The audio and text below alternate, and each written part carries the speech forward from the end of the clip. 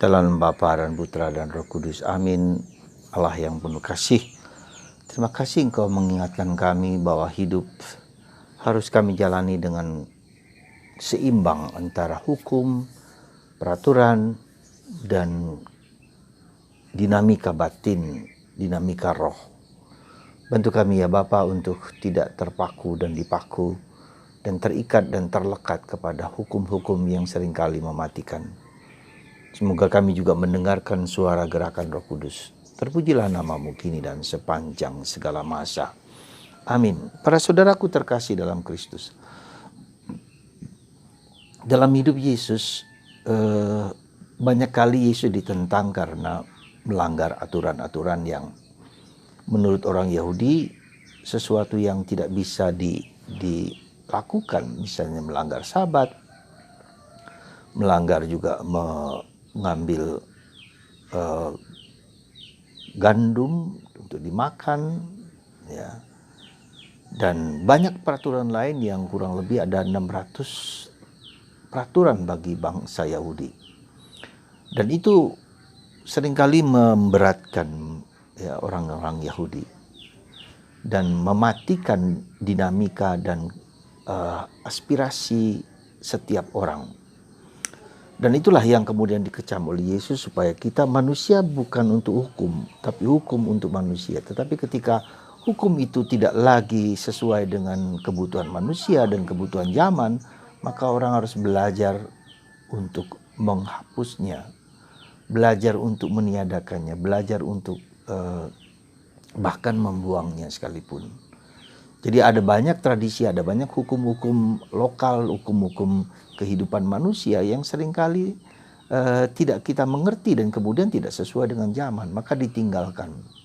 Ya, mungkin pada zaman tertentu dapat dimengerti, tapi pada zaman sekarang tidak lagi pas, ya. Dan itulah yang terjadi pada zaman sekarang ini, ketika begitu banyak, sekali lagi begitu banyak penemuan-penemuan, begitu banyak kegiatan-kegiatan, begitu banyak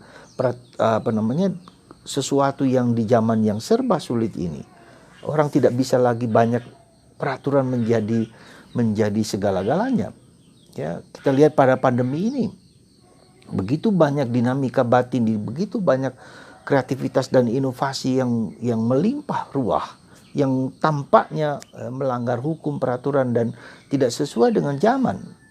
Ya, begitu cepat dan begitu, ya, bagi banyak orang tertentu ini menjadi sesuatu yang menggelisahkan, ya. Tetapi itulah yang terjadi, yang harus kita pikirkan, bahwa ada dua aspek penting. Itu aspek pertama, aspek hukum, aspek peraturan yang memang harus dan ada dijalankan, perlu gitu loh. Dan kemudian aspek lain adalah aspek dinamika gerakan batin, gerakan roh, ya. Ada orang yang karismatis seperti orang yang mendengarkan gerakan-gerakan roh untuk masa depan, untuk yang kreatif, yang sesuai dan yang sesuai dengan zaman dan seterusnya. Tapi juga ada orang yang hukum, peraturan yang harus ditegakkan pertama-tama. Jadi dua dinamika ini sebetulnya tidak saling bertentangan, tidak saling tidak saling menghukum satu sama lain, tetapi saling melengkapi. Bisa Anda bayangkan sebagai bapak, sebagai ibu, untuk melihat anak-anak kita di zaman ini, di zaman now ini, di zaman digital ini, yang seringkali tidak mampu dan kita tidak dapat mengerti dan memahaminya. Ya, tetapi itulah yang terjadi. Maka kita harus memiliki satu yang sikap batin yang kita sebut dengan cognitive flexibility, ya. Daya adaptif, daya batin yang adaptif, daya batin yang fleksibel terhadap segala sesuatu, ya.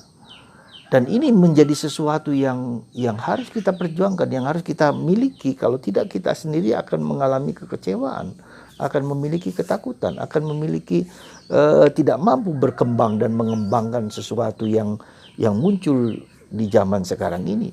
Ya, sekali lagi, mari saudaraku terkasih, termasuk relasi kita dengan Tuhan, termasuk relasi kita di dalam gereja satu sama lain. Tanpa cognitive flexibility itulah, maka kita akan terhanyut atau terbawa arus atau kemudian terlindas oleh perkembangan zaman yang seringkali tak mungkin dapat kita hindarkan.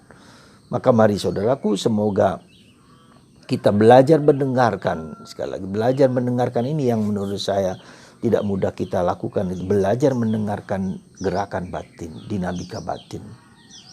Ya, Tuhan mau apa dengan hidupku sekarang ini? Ya, bagaimana kita harus menyesuaikan diri dengan situasi zaman ini. Seperti dalam bacaan pertama hari ini, ketika Raja Saul ditolak, ya, maka si Samuel kemudian menjadi gelisah, bagaimana ini kelanjutannya. Tapi Tuhan mengatakan kepada Samuel, Saul sudah kutolak, ya, maka carilah orang yang akan yang menggantikan Saul. Tapi kemudian Samuel mengatakan, bagaimana itu mungkin terjadi? Kalau saya lakukan, saya akan dipenggal, akan dibunuh oleh Raja Saul.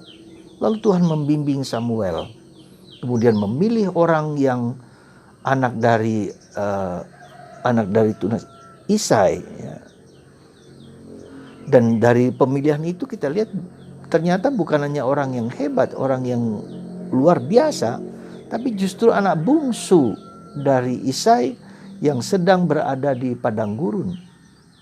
Ya. Anak bungsu, ya, jadi yang sedang mengasuh di padang gurun, mengasuh domba-domba di sana.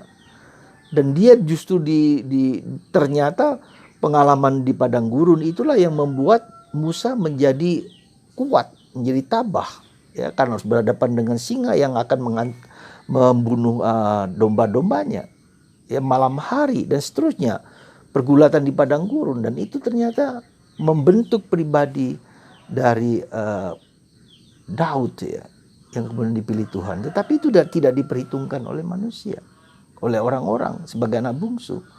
Maka ketika Isai kemudian mempersembahkan semua anak laki-lakinya, Samuel mengatakan, adakah yang lain? Saudara, seringkali Tuhan itu memberikan mujizat-mujizat, tanda-tanda yang tidak kita kira dan tidak kita duga, yang dalam tanda petik melanggar tatanan ukuran manusiawi kita. Dan untuk itulah maka kita belajar mendengarkan apa yang Tuhan kehendaki bagiku.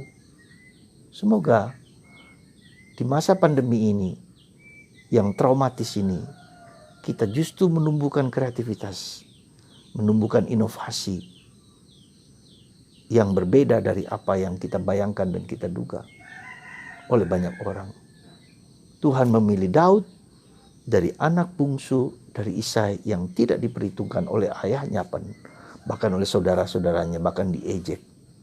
Tapi Tuhan memilih mereka untuk menjadi seorang raja besar, Raja Israel, yang akan nanti melahirkan Yesus, Sang Juru Selamat.